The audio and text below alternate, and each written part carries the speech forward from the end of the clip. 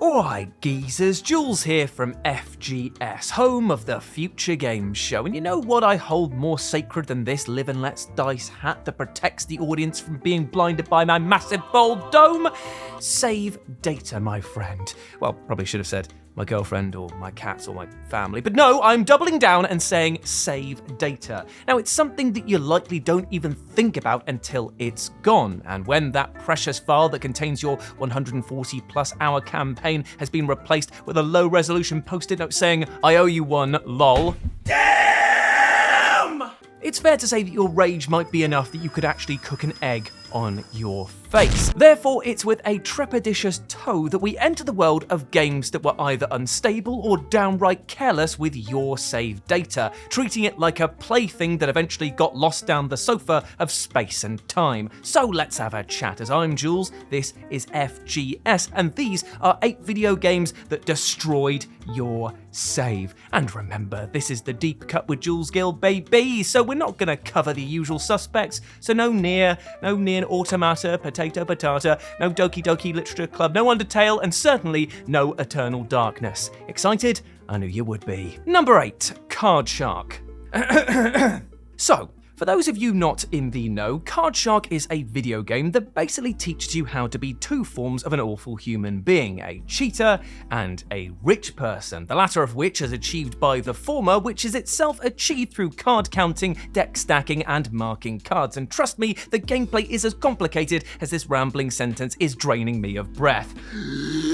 So my little guppies, let's swim in the dangerous waters of being a dirty, rotten card shark, and I truly do mean dangerous, as getting caught in some cases doesn't just lead to a loss of your funds or a game over, but the deletion of your actual save files. As with any game that's set in the past, death and powdered wigs are everywhere, and at several points in time, you're cast down into the depths of hell to play a game of cards with death themselves, the reward of which is a return from the afterlife. Yet the question arises, what if you were to lose this game? Well, normally death, being the charitable sort, offers to send you packing in exchange for some bus fare, but there's also the option to let them devour your soul. Now, I don't know about you, but this cost of unliving crisis is making it so that I have to pick between a half-open can of cat food and a rotten bin carrot for tea, so I'm game to save a few quid if you are, but if you were to choose this option and then lose, your save file will be consumed instead. Cheaters never prosper seems to be the message here.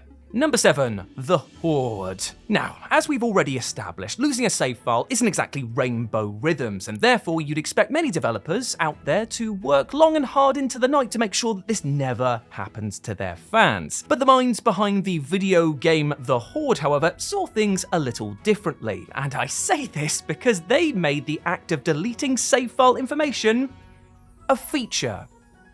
Come closer. A bit closer. The fuck? Which is precisely what you'll be saying out loud should you be playing the Horde on the 3DO, as here, if you didn't have enough room for the game's save file, it will eat through another game to make room. Now, in principle, this is actually a pretty memorable gimmick, but in practice, this is like trying to convince your little brother to stick his tongue in the vacuum cleaner, aka something that leads to a ton of pain and questions as to what the fuck you were thinking. In fact, things got so bad that the devs went on to offer an alternate version of this game for those affected, which prompted players that the Horde was thinking about munching on other game data. Cheers for that, but maybe a little bit too bloody late. But how? Clearly, there's been an unfortunate mistake. Number 6, Steel Battalion. Ah, Steel Battalion, a mech masher for the truly refined gamer. A title which whaps its comically large controller setup down on the table and smugly states, wrap your gums around that big boy, you dirty ape. Yet outside of its monstrous joystick was a truly impressive feature that hammered home the concept of permadeath in a manner unique to the franchise. Now, as you might expect, with all of these buttons and commands on screen, Steel Battalion really is keen on giving you a gear-grindingly granular experience, and as such, you'll be flipping switches, inputting commands, and in the most direst of circumstances, preparing to eject your pilot before your rig explodes. And it's here that the save deletion dilemma presents itself, as if you don't manage to eject your pilot in time and are consumed by the destruction, your profile is removed permanently. Now, unlike the Horde, which killed without your consent, here it was down to you to save your pilot and your game data, which only added to the heightened tension that this franchise was famed for. Number 5, Valkyrie Profile 2, Silmeria. So, when it comes to anti-piracy measures in video games, while some titles might call you out or publicly humiliate you or just lock you out of certain content, some titles go one step further and obliterate any ill-gotten progress that you've made. Now, we're probably all aware by now of Earthbound's approach, in which it wasn't until the final sections of the game that it removed the ability to save and corrupted your data, but there's another deep cut that deserves some love for how it went out on an all-out offensive on your game data, just to get the message across. So Valkyrie Profile 2 Silmeria, which I will now be calling Slimbles because I've recently been playing the Teenage Mutant Ninja Turtles arcade game and cannot unsee it now, also waits in the periphery to ambush gaming pirates. But when it pounces, it does so by not only corrupting the save data of your current run, but any future runs that you might look to make, even on official copies of the game. This is because the anti-cheat software is embedded within this game's system files and will treat even honorable runs as targets if you so happen to play a cracked version beforehand. But please, Slimballs, I've learned my lesson. Please, I'm honorable now. I find thee guilty. No, Slimballs, no! Oh, that was pretty harrowing. Anyway, next, number 4, Viewtiful Joe 2. Now, I know you're probably looking at this title and thinking to yourself, Jules, you lovable bag of trash, what are you on about? I had Viewtiful Joe on the GameCube or PS2 and I never came across any problem with saves or deleted runs. And to this I say, yes, you once again are correct, my friend. Bully for you. But much like when I get caught shoplifting and try to use direct honesty as my excuse to confuse the police, I'm going somewhere with this. For you see, while Viewtiful Joe 2's full release was indeed a masterclass in kicking ass, the demo of this game that was featured on the American Holiday 2004 demo disc was a Grim Reaper of sorts, arriving onto your PS2 console with a desire to wipe out every other save file you had. Now, this bug was devastatingly potent, infecting and deleting all save data on any card that was plugged into the console, and in some cases bricked the card so badly that it ceased to function even after another fresh wipe. Computer says no. This was like a nuclear bomb going off inside your memory card, yet it's something that gamers who went through this will definitely remember forever. Number 3, Pools of Radiance, Ruins of Myth Drannor. So now we turn to another deep cut in the form of Pools of Radiance, Ruins of Myth of or whatever the title is. Pools of Radiance, Ruins of Myth Drannor, a rather wordy title for a game that you will almost always end up labeling Asshole Simulator, which for the most part is your standard fantasy adventure. Yet if you come across a fan of this game who will no doubt spray praise of the central mechanics and smooth graphics like a dog unable to control its piss, you'll send that tail between their legs if you ask them about the game's rather odd approach to saving. For you see, what lands prompt on this list isn't the title balks its own save data in cataclysmic fashion, but that it sees other titles as fair game when it comes to helping you free up some space. And if you're found short of memory to save a game, the title will suggest that you free up some space, and if you agree to do this, prompt will then decide to delete another game's save data at random and then squeeze into the gap. Cheers! Thanks for deleting my 150-hour run of Cooler World. I didn't need it, I don't want it. Go ahead, Daddy's picking up this check, you pet. Number 2, Lord of the Rings, Fellowship of the Ring for the Game Boy Advance. So here we are. We've talked about games that tripped up and corrupted their own save data, slipped on a banana peel and balked the save of other data of other games, and we've even covered how some bungled entire pieces of hardware. But what about a game that was so utterly broken it ended up destroying itself? Say hello to the severe deep cut that is Lord of the Rings, Fellowship of the Ring for the Game Boy Advance, a title that was squirted onto the market with a sense of unrivaled apathy and was so infested with bugs that even Bethesda was hovering over the quality control button.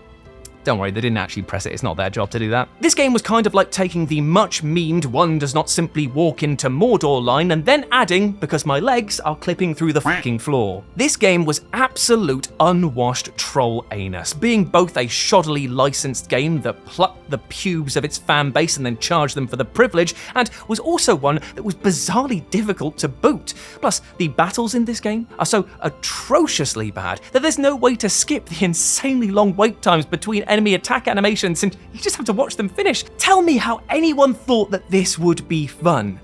Yet there was one aspect of this game that was, much like the One Ring itself, a powerful asset for those looking to blitz through the title, but was also a terrible curse to bear. And this all resided in how the game's save system operated. In short, it was fucking broken and allowed players to manipulate the game world to the point of pure farce. You could duplicate items just by dropping them from your inventory and then saving and reloading. You could skip entire levels and segments by saving at the right point, and you could even force enemies, right, to run away from you if you saved with them facing one direction, because then when it loaded back in again, they'd run forever in that direction. Idiots. However, while this was admittedly a fun way to toy with a very, very broken game, the payback was severe, as save data would often completely corrupt, characters would enter no-win states due to player manipulation, and in some rare cases, the game would straight up say, "Nah, I'm done, I'm not having any of this anymore," and lock you out of your save and deny you the chance to save over it. So I'll tell you what, do yourself a favour and chuck this one into Mount Doom alongside Lord of the Rings Gollum.